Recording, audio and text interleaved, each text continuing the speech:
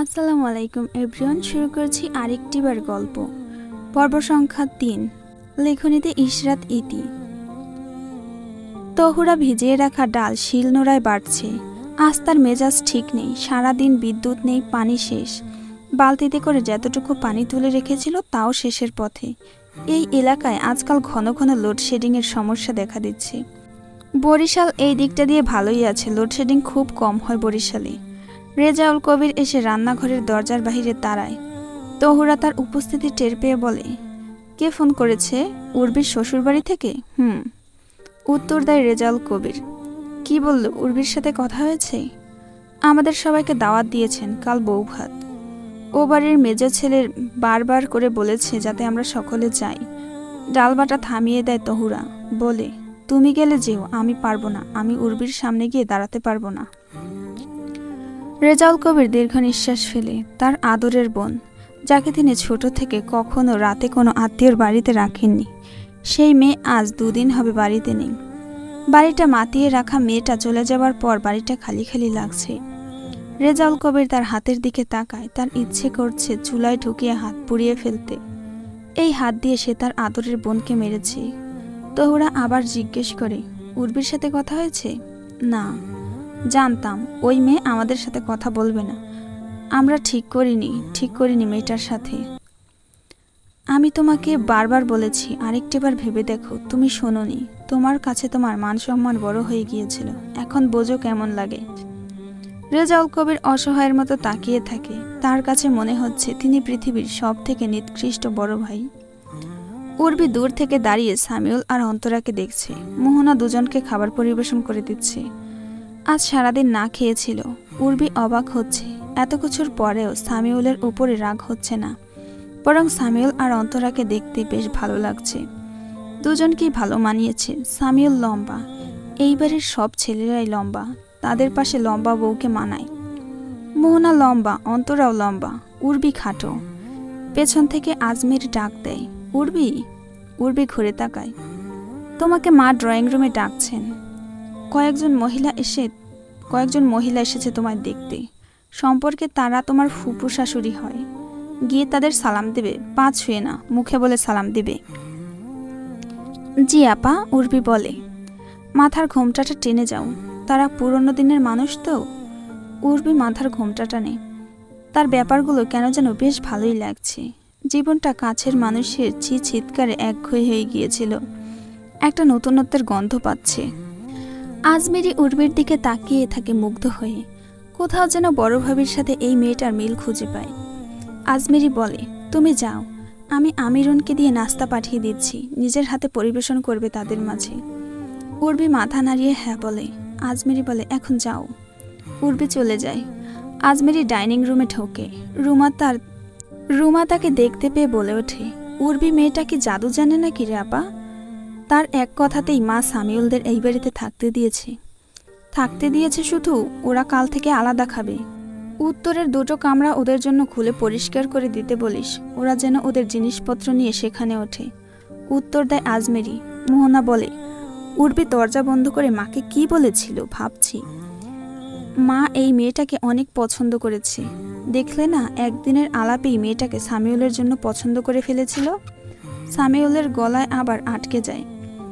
সে অনাবরত কাশতে থাকে। অন্তরা তার দিকে পানির গ্লাস এগিয়ে দেয়। নাবিল এই মুহূর্তে একটা পার্কের বেঞ্চে বসে আছে। তার কিছুটা সামনে বাচ্চারা খেলছে।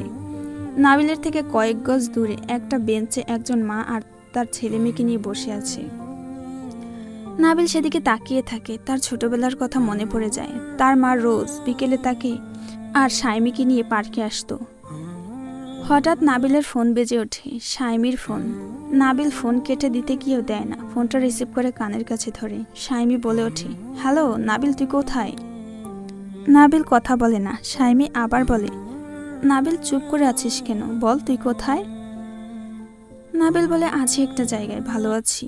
বাসায় ফিরবি না? কোমল সুরে জানতে চায় সাইমি। ফিরবো না কেন? আমার বাড়িতে আমি অবশ্যই ফিরবো। কখন ফিরবি?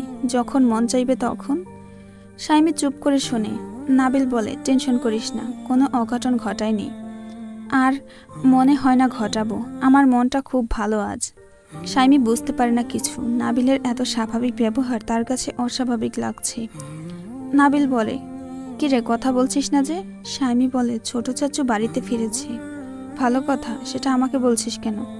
সাথে অন্তরা ম্যাম, তারা বিয়ে করে নিয়েছে। নাবিল বলে, ও আচ্ছা, ভালোই তো। বাড়িতে শুধু বিয়ে আর বিয়ে। আমি ভাবছি আমিও একটা বিয়ে করব। বিয়ে করে ডক্টর রৌনক করিম খান আর তার মা দ্য গ্রেট রওশনারাকে চমকে দেব। কি বলিস? হ্যাঁ, ভালো হবে না বল? সাইমি কিছু বলে না। নাবিল বলে, আজ আমার মনটা এত ভালো কেন জানতে চাইবি না?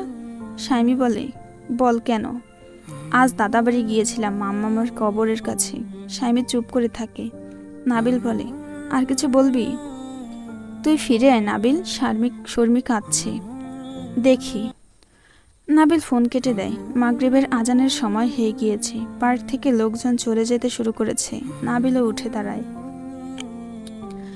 উর্বি মাগরিবের নামাজ আদায় করে ঘরে বসে আছে। বাচ্চাগুলো দরজার বাইরে উকি দিচ্ছে, কেউ ভেতরে আসছে না। উর্বি হাত দিয়ে তাদেরকে ডাকে। তাদের মধ্যে সব থেকে বড় যে, সে ভেতরে ঢুকতেই অন্যরাও তার দেখা দেখি ভেতরে ঢোকে। উর্বি তাদের নিজের পাশে বসায়, তারপর নাম জিজ্ঞেস করে। তাদের মধ্যে একজন দায়িত্ব নিয়ে একে একে নিজেদের নাম বলতে থাকে। আমার নাম রনি, ওর নাম মিশফা, ওর নাম ইফতি, ওর নাম জারা, আর ওর নাম রাকিন। ওদের মধ্যে সব থেকে যে ছোট, সে উর্বিকে বলে, আর তোমার নাম বড় মামি। উর্বি হেসে ফেলে। সে ছোট বাচ্চাটাকে নিজের কোলের কাছে টেনে নিয়ে বলে, না বাবু, আমার নাম বড় মামি না, আমার নাম হচ্ছে উর্বি। দরজা ঠেলে রওনক ভেতরে ঢোকে। উর্বি খেয়াল করে যে কয়বার রওনক উর্বি থাকা অবস্থায় এই রুমে ঢুকেছে, তার মুখ দেখে মনে হয় সে কোনো অন্যায় করে ফেলেছে এবং সে লজ্জিত। উর্বি ভেবে পায় না, নিজের বাড়ি নিজের রুম, তবু এত দ্বিধা কিসের? এত দ্বিধা থাকলে বিয়ে করার কি দরকার ছিল? ছোট বাচ্চা যার নাম মিশফা, সে আবার বলে, মা বলেছে তোমাকে আমরা বড় মামি ডাকি, তুমি আমাদের বড় মামার বউ। উর্বি আর রওনক দুজনেই বিব্রত বোধ করে। বাচ্চাগুলো রওনককে ঘিরে ধরে। রনি বলে, বড় মামা, তুমি আমাদের ঘুরতে নিয়ে যাবে বলেছিলে, আমরা ঘুরতে যাব না? হ্যাঁ যাব তো মামা, আজ আমাকে হসপিটালে যেতে হবে, কাল সবাইকে নিয়ে ঘুরতে যাব। আর বড় মামিও আমাদের সাথে যাবে? রওনক কিছু বলে না, তড়িঘড়ি করে পোশাক নিয়ে ওয়াশরুমে ঢোকে। তাকে তাড়াতাড়ি রেডি হয়ে হাসপাতালে যেতে হবে। উর্বি মোহনাকে ডাকতে আসে। প্রতিবেশীরা নতুন বউ দেখতে এসেছে। উর্বি উঠে নিচে চলে যায়। বাচ্চাগুলো তাকে অনুসরণ করে। আমিরুন বাইরে থেকে দরজায় টোকা দেয়। ওপাশ থেকে সামিউল বলে, কে? আমি আমিরুন, ছোট ভাইজান, দরজা খোলেন। দরজা খোলে অন্তরা। আমিরুনের হাতে একটা মশারি। সে মশারিটা বিছানায় রাখতে রাখতে বলল, বড় আপায় পাঠাইছে অনেক মশা। সামিউল বলে, ঠিক আছে, তোমাকে ধন্যবাদ। আমিরুন খুশি হয়। সে অন্তরাকে দেখে বলে, তোমারে সত্যি নতুন বউদের মতো লাগছে আপা। অন্তরা মুচকি হাসে। আমিরুন বলে, বড় আপায় জিগাইতে কইছে আপনাকে আর কিছু লাগবে কিনা? না, আপাতত আর কিছুই লাগবে না, সামিউল বলে। আমিরুন মশারি টাঙিয়ে দিয়ে বলে, নেন, আপনারা বিশ্রাম করেন, কাল বাড়িতে বউ ভাত, মেলা কাম আছে, আমি যাইগা, গিয়ে ঘুমাই। আচ্ছা, উর্বির সাথে বড় ভাইয়ের বিয়েটা কিভাবে হলো আমিরুন? সামিউলের এমন প্রশ্নে অন্তরা তার দিকে তাকায়। আমিরুন বলে, এইসব অহন হন না কি আর করবেন ভাইজান, এইসব অহন হনানোর কোনো দরকার আছে? তয় ছোট মুখে একখানা কথা কই ভাইজান, আপনি কাজটা ভালো করেন নাই। বিয়ে যখন নাই করার ছিল, তয় বিয়ে রাজি হইয়া আম্মারে আশা দিছিলেন কেন? আপনার অন্যায় হয়েছে ভাই। আমিরুন চলে যায়। সামিউল সেদিকে তাকিয়ে থাকে। অন্তরা দরজা বন্ধ করতে করতে বলে, অনুশোচনা হচ্ছে? কিসের অনুশোচনা? এই যে বিয়ের আংটি পরিয়ে একটা মেয়েকে না করে দেওয়ার। সামিউল খাটে শুতে শুতে বলে, হ্যাঁ, সেরকম অপরাধ বোধ তো একটু হচ্ছেই। মাকে ঠান্ডা রাখতে আংটি পরিয়ে রাখার সম্মতি দিয়েছিলাম। আমার উর্বির সামনে পড়লে ভীষণ লজ্জিত লাগছে। অন্তরা এসে সামিউলের পাশে শোয়। তার এখন শান্তি শান্তি লাগছে। সে বিশ্বাসই করতে পারছে না সামিউল তার স্বামী। কত ঝড় ঝাপটা পেরিয়ে তারা দুজন এক হতে পেরেছে। সামিউল অন্তরার হাতের উপর একটা হাত রাখে। অন্তরা সেদিকে তাকায়। সামিউল বলে, তোমার বাড়ির কথা মনে পড়ছে? না। অন্তরা বলে, বাড়ির কথা মনে পড়লেও এখন আর কিচ্ছু হবার নেই, সবাইকে ত্যাগ করে এসেছি। অন্তরা দুদিন আগেও ভাবতে পারেনি তার কপালে এই সুখ লেখা আছে। অন্তরা ভাবে, সময় মানুষের জীবনে কত কি বদলে দেয়। এত অল্প সময়ের মধ্যে তার জীবনের অনেকটা বদলে গিয়েছে। এই তো কয়েকদিন আগেই অন্তরা যখন এই বাড়িতে পা রাখে তখনকার কথা। কলিং বেল বাজাতেই দরজা খুলে দিয়েছিল উস্কো খুস্কো চুলের এক সুদর্শন পুরুষ। অন্তরার দিকে তাকিয়ে বলেছিল, কাকে চাই? আমি অন্তরা, আপনাদের বাড়ি থেকে আমায় ফোন করেছিল শর্মিকে গান শেখানো আর ইংলিশ পড়ানোর জন্য। ও আচ্ছা আচ্ছা, তাই বুঝি। আমি আসলে জানি না, ভেতরে আসুন। অন্তরা ভেতরে ঢোকে। সামিউল তাকে সোফায় বসতে বলে। অন্তরা সোফায় বসতে বসতে বলে, শর্মি কোথায়? শর্মি তো বাড়ি নেই। আসলে আজ কেউ বাসায় নেই। আজ শর্মির বড় বোন আর বড় ভাই দুজনের জন্মদিন। সবাই রেস্তোরাঁয় খেতে গিয়েছে। অন্তরা অবাক হয়। এই কথাটা আগে বলে দিলেই পারত উনি। নিশ্চয়ই বাড়িতে একা। এই মুহূর্তে একটা অচেনা মেয়েকে ভিতরে ঢুকিয়ে সোফায় বসতে দেওয়া যতটা না ভদ্রতা, তার চেয়েও কেমন যেন একটা বিষয়। অন্তরা সরু চোখে তাকায়। সামিউল অন্তরা সে চাহনি বুঝতে পেরে যায়। সে ভাবতে পারেনি এই সামান্য ব্যাপারে এই মেয়েটা মাইন্ড করবে। তখন দরজা খুলে মেয়েটাকে দেখে মনে হচ্ছিল মেয়েটা অনেকটা পথ হেঁটে এসেছে, একটু বসতে চায়। সে বিব্রত হয়ে বলে, আপনি কাল বরং আসুন এই সময়ে। অন্তরা উঠে পালিয়ে যাওয়ার ভঙ্গিতে বেরিয়ে যায়। পরের দিন অন্তরা আবার এসে কলিং বেল বাজায়। সামিউল দরজা খোলে। অন্তরাকে বলে, আপনাকে ফোনে জানানো হয়নি, দুঃখিত। আজকেও শর্মি বাড়িতে নেই। সে বাড়ির সবার সাথে সিনেমা দেখতে গিয়েছে। অন্তরার মুখ বিরক্তিতে ছেয়ে যায়। বাইরে বৃষ্টি পড়ছে। সে ভাবতে পারেনি এই অসময়ে বৃষ্টি হতে পারে। ছাতা নেই সাথে। এখন এখান থেকে বের হলে নির্ঘাত ভিজতে ভিজতে যেতে হবে। ইতিমধ্যে বৃষ্টি তাকে পেয়ে বসেছে। তখন সে দৌড়ে রওশন মঞ্জিলে ঢোকে। অন্তরা চিন্তায় পড়ে যায়। সে কখনোই এই বাড়িতে বসে অপেক্ষা করবে না বৃষ্টি থামার। আবার বৃষ্টিতে ভিজলেও তার খুব করুণ দশা হয়। তার ঠান্ডা লাগার অভ্যাস আছে। আগেরবার শখ করে বৃষ্টিতে ভিজে 1 মাস নিউমোনিয়া বাঁধিয়ে বিছানায় শুয়েছিল সে। অন্তরা অসহায়ের মতো চারিদিকে তাকায়। সামিউল বলে, আপনি চাইলে এখানে দাঁড়িয়ে অপেক্ষা করতে পারবেন। ভেতরে ঢুকতে হবে না, বৃষ্টি থামলে চলে যাবেন। অন্তরা লজ্জিত ভঙ্গিতে মাথা নুইয়ে দাঁড়ায়। সামিউল দরজা বন্ধ করে ভেতরে চলে যায়। কিছুক্ষণ পর আবার দরজা খোলার শব্দ পেয়ে অন্তরা সেদিকে তাকায়। সামিউলের হাতে একটা মগ। সে বলে, বাড়িতে কোনো ছাতা খুঁজে পাচ্ছি না, নয়তো আপনাকে দিয়ে দিতাম। তবে আপনি চাইলে এই কফিটা খেতে পারেন। অন্তরা কফিটা না নিয়ে বলল, ধন্যবাদ, আমি কফি খাই না। সামিউল ভেতরে যায়। কিছুক্ষণ পর সে আবার আসে, হাতে একটা ছাতা। সে বলে, নিন, অনেক খোঁজার পর এটা পেলাম। এটা নিয়ে বাড়ি যান, কাল নিয়ে আসবেন। অন্তরা হাত বাড়িয়ে ছাতাটা নেয়। এই তো কয়েকদিন আগের কাহিনী এটা। তারপর গোটা 9 মাস কেটে গেল। কত কিছু হয়ে গেল। রওশনারা সব জানতে পেরে তাকে নিজের রুমে ডেকে নিয়ে অপমান করে বাড়ি থেকে বের করে দিলেন।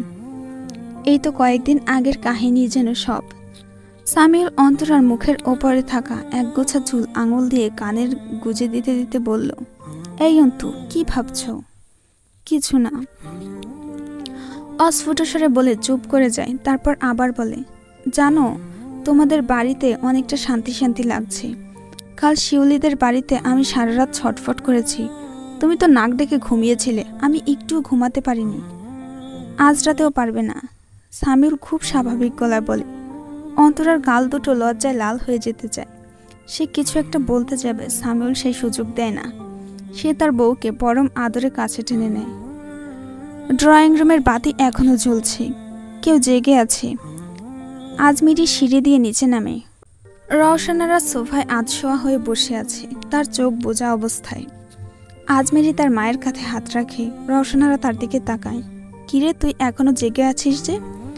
পানি খেতে উঠেছিলাম আম্মা, দেখলাম বসার ঘরে বাতি জ্বলছে। তুমি এখনো ঘুমাচ্ছ না কেন? রওনাফের জন্য বসে আছি। ওর হসপিটাল থেকে ফেরার সময় হয়ে গিয়েছে, তাছাড়া ঘুম আসছিল না। আজকাল রাতে খুব একটা ঘুম আসে না। আজমেরি মায়ের পাশে বসে। রওশনারা বলে, কিছু বলবি? মা, উর্বি আর বড় ভাইজানের বিয়েটা দিয়ে তোমার কোনো অনুশোচনা হচ্ছে না তো? না তো, কিসের অনুশোচনা? ওদের একটু সময়ের দরকার ছিল। বয়স কোনো ব্যাপার না। আমার রওনাফ কি হেলাফেলা নাকি? এখনো আমার ছেলেকে রাজপুত্রের মতো দেখতে লাগে। আজমেরি হাসে, বলে, একটু আগে আমি বড় ভাইয়ের রুমে গিয়েছিলাম মা। যদিও আমার অন্যায় হয়েছে, তুমি রাগ করো না দয়া করে। দরজা খোলা ছিল দেখে ঢুকলাম, দেখি উর্বি সোফাতে ঘুমিয়ে আছে। রওশনারা আজমির দিকে তাকিয়ে থাকে। কলিং বেল বেজে উঠেছে। আজমিরি উঠে গিয়ে দরজা খোলে। রওনাফ বাড়িতে ঢোকে। বসার ঘরে মাকে দেখতে পেয়ে সে বলে, এখনো জেগে আছো কেন মা? তোমায় না বলেছি টাইমলি শুয়ে পড়বে? ঔষধ খেয়েছো? খেয়েছি। তুই একটু আমার কাছে বস বাবা, তোর সাথে কথা আছে। রওনাফ তার মায়ের কাছে গিয়ে বসে। বলে, তোমায় একরকম চিন্তিত দেখাচ্ছে কেন মা? সামিউলের ব্যাপারে চিন্তা করছো? রওশনারা দৃঢ়ভাবে উত্তর দেয়, না, আমি ওর কথা ভাবছি না, আর ভাবতে চাইও না। আমি তোর কথা ভাবছি। আচ্ছা বাবা, তুই আমাকে একটা কথা বল, আমি কি তোর উপর কোনো অন্যায় করেছি? বিয়ে করতে জোর করে? এরকম কথা কেন বলছো মা? এসব কথা থাক, উত্তর দে রওনাফ। রওশনারা উত্তেজিত হয়ে পড়ে। বলে, না, আগে বল। এই বাড়ির সবার চোখে আমি অপরাধী হয়ে গিয়েছি। তোর ছেলে মেয়েরা আমার সাথে কথা বলে না। তুই বল, আমি খুব বড় একটা অন্যায় করেছি? আমাকে ফাঁসিতে ঝোলানো উচিত? রওনাফ তার মায়ের হাত মুঠো করে ধরে রাখে। বলে, তুমি কোনো অন্যায় করনি মা, তুমি আমাদের ভালোই চাও। আজমিরি বলে, মা এসব কথা থাক, ভাইয়া অনেক পরিশ্রম করে এসেছে, তাকে ঘুমাতে যেতে দাও। তুমি এসো, আমার সাথে ঘুমাবে। রওশনারা উঠে দাঁড়াতে দাঁড়াতে রওনাফকে বলে, তোর সেদিনের পিচ্চি জেদি ছেলেটা বাড়িতে ফিরে এসেছে, নিজের ঘরে ঘুমাচ্ছে। আসার পর থেকে কারো দিকে তাকায় না, কারোর সাথে কথা বলে না। রওনাফ নিচতলায় নাবিলের রুমের দিকে তাকায়। দরজা খোলাই ছিল। রওনাফ ভেতরে ঢোকে। দরজার বাইরে থেকে আসা আলোতে সে দেখতে পায় উর্বি সোফায় ঘুমাচ্ছে। রওনাফ চুপচাপ হাতের ঘড়িটা খুলে রেখে ওয়াশরুমে ঢোকে। ফ্রেশ হয়ে ওয়াশরুম থেকে বেরিয়ে আসে। এত সামান্য আলোতে সে টাওয়াল খুঁজে পাচ্ছে না। এখন লাইট অন করলে যদি উর্বির ঘুম ভেঙে যায়, তাই সে ফোনের ফ্ল্যাশ লাইট অন করে টাওয়াল খুঁজতে থাকে। হঠাৎ তার ফোনে রিংটন বেজে ওঠে। উর্বি ধরফরিয়ে উঠে বসে। সে ভীষণ ভয় পেয়ে গিয়েছে। রওনাফ বিব্রত ভাব নিয়ে ফোন রিসিভ করে। হসপিটাল থেকে কল এসেছে। সে ফোন রিসিভ করে কানে ধরে। ওপাশ থেকে কেউ কিছু একটা বলে। রওনাফ উত্তর দেয়, ঠিক আছে, তুমি পেশেন্টের প্রেশার চেক করো আমায় মেসেজ করে। উর্বি চোখ বড় বড় করে তাকিয়ে থাকে। তার বুক ধুকপুক করছে। এমনিতেও সে অচেনা জায়গায় একা ঘুমাতে পারে না। এত বড় রুমে তার ভীষণ ভয় করে। সে ভয় নিয়ে ঘুমিয়ে গিয়েছিল সোফায়। রওনাফ উর্বির দিকে তাকায়। বলে, দুঃখিত, আমি ফোন সাইলেন্ট করতে ভুলে গিয়েছিলাম। এই প্রথম রওনাফ উর্বিকে কিছু বলেছে। উর্বি কিছুই বলে না। তার পানির পিপাসা পেয়েছে। আধো অন্ধকারে সে পানির জগ খুঁজতে থাকে। রওনাফ অনুমান করতে পেরে তার হাতের কাছে থাকা পানির জগটা থেকে গ্লাসে পানি ঢেলে উর্বির দিকে এগিয়ে দেয়। উর্বি হাত বাড়িয়ে গ্লাসটা নেয়। এরপর পুরো গ্লাসের পানি ঠকঠক করে পান করে। রওনাফ বিছানা থেকে একটা চাদর নিতে নিতে বলে, তোমার সোফায় ঘুমানোর কোনো প্রয়োজন নেই, তুমি বিছানায় ঘুমাতে পারো, সোফায় আমি ঘুমাচ্ছি। না না, তা কেন? আপনি কাল সোফায় সারা রাতে ঠিকভাবে ঘুমাতে পারেননি, জড়সড় হয়েছিলেন। আপনি আপনার বিছানায় ঘুমান, আমি খাট্ট মানুষ, আমার সোফায় ঘুমাতে অসুবিধা হবে না, উত্তর দেয় উর্বি। রওনাফ এক পলক উর্বির দিকে তাকিয়ে খুব ঠান্ডা গলায় বলে ওঠে, প্লিজ ডোন্ট মাইন্ড, বাট তোমার আসল বয়স 30? উর্বি নিচু স্বরে বলে, হ্যাঁ। রওনাফ বেশ অবাক হয়। এই মেয়েটার বয়স কখনো 30 হতেই পারে না, আরও কম মনে হয়। হয়তোবা মেয়েটির উচ্চতা এবং স্বাস্থ্যের জন্য এমন লাগছে। অনেক রোগা মেয়েটি। কিছুক্ষণ চুপ করে থেকে রওনাফ বলে, তুমি জীবনের পরিস্থিতি বিশ্বাস করো উর্বি? উর্বি মাথা নাড়ায়। পরিস্থিতির একটার পর একটা উদাহরণ তার জীবনের মতো করেই কারো জীবনে নেই। রওনাফ বলতে থাকে, আমিও করি। আর আজ আমরা দুজন সম্পূর্ণ আলাদা দুজন মানুষ। ওই জিনিসটা স্বীকার তোমার কাছে হাস্যকর লাগতে পারে, কিংবা এই একটা সিদ্ধান্তের জন্য আমাকে বোকা মানতে পারো, কিন্তু এমনটা নয়। আমি ভেবেচিন্তে ডিসিশন নেই বারবার। আমি খুবই ঠান্ডা মাথার লোক। উর্বি চুপচাপ দাঁড়িয়ে থাকে। সে বুঝতে পারছে না লোকটা কি বলতে চাইছে। রওনাফ বলতে থাকে, প্রতিটা সম্পর্কে আমি খুবই রেসপেক্টের সাথে দেখি, সেটা হোক রক্তের কিংবা আইনের। বিয়ে জিনিসটা আমার কাছে হেলাফেলার কিছুই নেই। আমার আচরণ দেখে সেটা ভেবো না। তবে আমি এটাও মনে করি সম্পর্ক মানে নিজের চাওয়া পাওয়া সরিয়ে রেখে কম্প্রোমাইজ করা না, ওটা জুলুম। এতটুকু বলেই রওনাক থেমে যায়, তারপর বলতে থাকে, যদি ভেবে থাকো কবুল বলেছ বলে আমাকে মনের ইচ্ছার বিরুদ্ধে গিয়েও মানতে হবে, সেটা ভাববার প্রয়োজন নেই। যদি মনে হয় আমার 3টে বাচ্চা যাদের সাথে তোমার কোনো ধরনের সম্পর্ক নেই তবুও মনের ইচ্ছের বিরুদ্ধে গিয়ে ফর্মালিটি দেখাতে হবে, তাহলে আমি বলে দিচ্ছি তোমার এমন কোনো বাধ্যবাধকতা নেই। তোমার সম্পূর্ণ অধিকার আছে নিজের ভালো লাগা মন্দ লাগা অনুযায়ী চলার। বিয়েটা পরিস্থিতির জন্য বলে সব কিছুকে পরিস্থিতি ভেবে নিতে হবে এমন নয়। তোমাকে দেখে যথেষ্ট আত্মনির্ভরশীল মনে হয়। এটা তোমাদের মফস্বল নয় যে মানুষ কি বলবে। এখানে মানুষ কিছুই বলবে না, তাই অসহায় অসহায় বাধ্য ভাব করার প্রয়োজন নেই। উর্বি রওনাফের দিকে তাকিয়ে থাকে। রওনাফ বলতে থাকে, আই রিপিট, সম্পর্কে কম্প্রোমাইজ অসহায়ত্ব বাধ্যতা বলতে কিছুই থাকে না। যেটা একটা সম্পর্ককে এগিয়ে নিয়ে যায় সেটা হলো বোঝাপড়া, যেটা সময় সাপেক্ষের ব্যাপার। তোমার সময় তুমি নাও, এবং যদি মনে হয় না তুমি পারবে না, তাহলে that's totally fine, I will help you then. Urbi তখনও চুপ। রওনাফ আর কিছু বলে না। সে চাদর হাতে সোফার দিকে এগিয়ে যায়। তার ভাবভঙ্গি দেখে মনে হয় না সে উর্বির কথা শুনবে, সে সোফাতেই ঘুমাবে। উর্বি বিরক্ত হয়। রওনাফ সোফায় শুয়ে পড়ে, কিছুক্ষণ এপাশ ওপাশ করে। কাল রাতে আসলেই তার ঘুমাতে খুব কষ্ট হয়েছে, কিন্তু সে কখনোই নিজে বিছানায় আরাম করে ঘুমিয়ে একজন মেয়ে মানুষকে সোফায় ঘুমাতে দিতে পারে না। সে একজন ভদ্রলোক। রওনাফ উঠে দাঁড়ায়। এইভাবে চলতে পারে না, তাকে একটা উপায় বের করতে হবে। অন্য রুমে গিয়ে যে শোবে সেটাও অসম্ভব। রওনাফ গিয়ে আলমারি খোলে, আলমারির ভেতর থেকে একটা চাদর বের করে আনে। উর্বি রওনাফের কর্মকাণ্ড দেখতে থাকে। রওনাফ চাদরটা মেঝেতে বিছিয়ে দেয়। উর্বি অবাক হয়ে বলে, এটা কি করছেন? আপনি মেঝেতে শোবেন? হ্যাঁ, সমস্যা নেই, আমার মেঝেতে শোবার অভ্যাস আছে। ব্যাচেলার লাইফে 1 বছর এভাবেই শুয়েছি। এটা সোফার থেকে বেটার।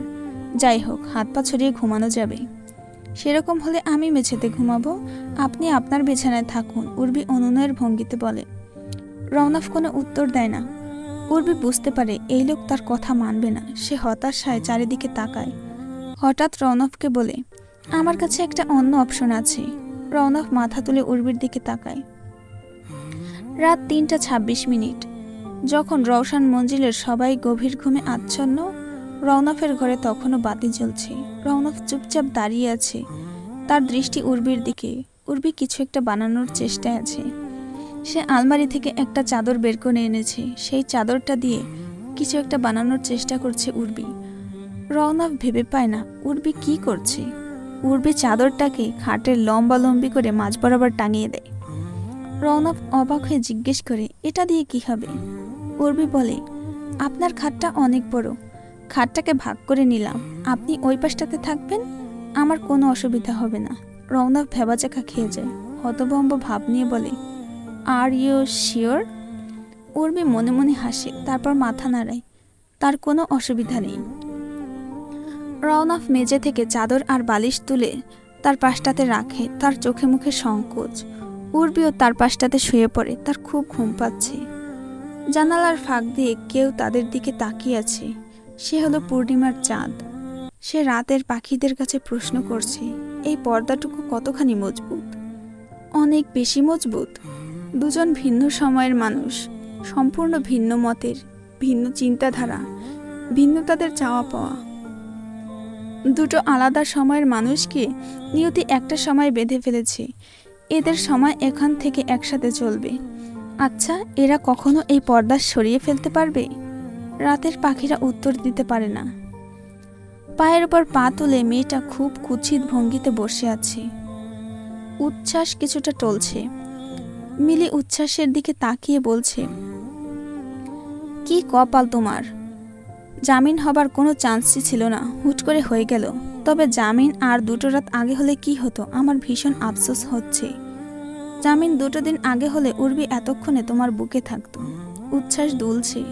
সামনের সবকিছু তার কাছে ঘোলাটে লাগছে। মেয়েটা খিলখিল করে হাসছে, অতিরঞ্জিত হাসি। উচ্ছ্বাস সেদিকে তাকায়। তার কাছে মনে হচ্ছে মেয়েটা উর্বি। উর্বি তাকে ডাকছে। এই তো উর্বি হাসছে। উচ্ছ্বাস এগিয়ে যায়। তার চোখ দেখে উর্বি হেসে যাচ্ছে।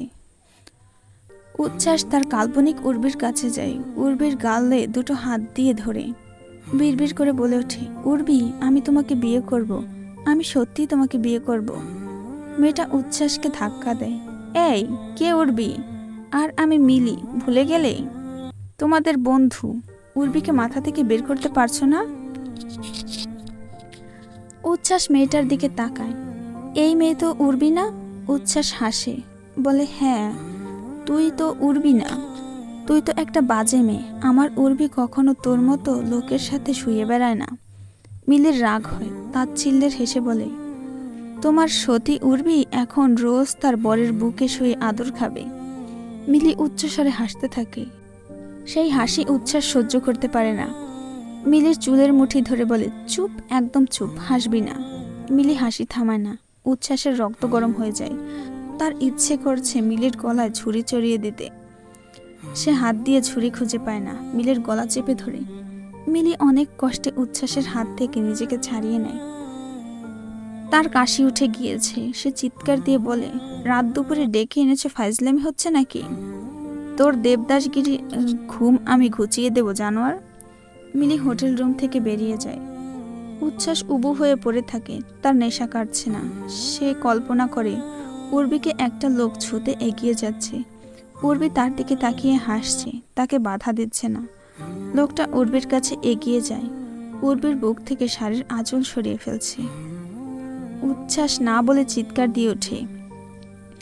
সে আর কিছু কল্পনা করতে চায় না। সে বিছানার চাদর খামচে ধরে। তার চোখ বেয়ে পানি পড়ে অঝোর ধারায়। সাইমি নাবিলের মাথার কাছে বসে আছে। নাবিল ঘুমাচ্ছে। সাইমির ইচ্ছে করছে না নাবিলকে ডাকতে। ঘুমাচ্ছে, ঘুমাক। বাড়িতে হৈ হৈ পড়ে গিয়েছে। আজ বাড়িতে বৌভাত। কত আদিক্ষেতা। সাইমি আজ সারাদিন বাইরে বন্ধুদের সাথে কাটাবে, কিংবা খালামণির বাড়িতে যাবে বলে ঠিক করে রেখেছে।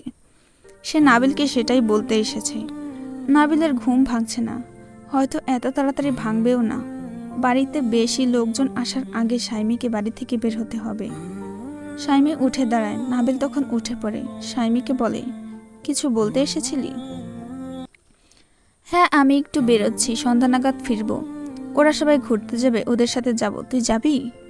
সাইমি আবার বিছানায় বসতে বসতে বলে, না, আজ বাড়িতে অনুষ্ঠান, দেখছিস না কত কাজ। আমি গিয়ে মেজো চাচ্চুর হাতে হাত এগিয়ে দেই, যাই। সাইমি অবাক হয়ে নাবিলের দিকে তাকায়। নাবিল বলে, এভাবে তাকাচ্ছিস কেন? আরে, আমাদের বাড়িতে আমাদের ছোট মা এসেছে, আমরা এরকম করলে চলবে? নাবিলের মুখ হাসি হাসি। সাইমি বুঝতে পারে নাবিল স্বাভাবিক অবস্থায় নেই। সাইমি বলে, নাবিল, পাপার উপর রাগ করে থাকিস না। আমি পাপার উপর রাগ করে নেই সাইমি। এই একটা লোকের উপর আমি কিছুতেই রাগ করে থাকতে পারি না। জানিস, কাল রাতে পাপা আমার রুমে এসেছিল। তোর পাপার সাথে কথা হয়েছিল? না, পাপা ভেবেছিল আমি ঘুমিয়ে আছি। আমার মাথায় হাত বুলিয়ে দিয়ে গেছে। পাপার উপর আমার কোনো রাগ নেই। তুই কি আমার সাথে সত্যিই যাবি না? এই অনুষ্ঠানে থাকবি? হ্যাঁ, আমার একটা বিশেষ কাজ আছে। সাইমি জিজ্ঞাসা দৃষ্টিতে তাকায়। নাবিল বলে, অত জেনে তোর কাজ নেই, তুই যা তোর কাজে, হ্যাভ ফান।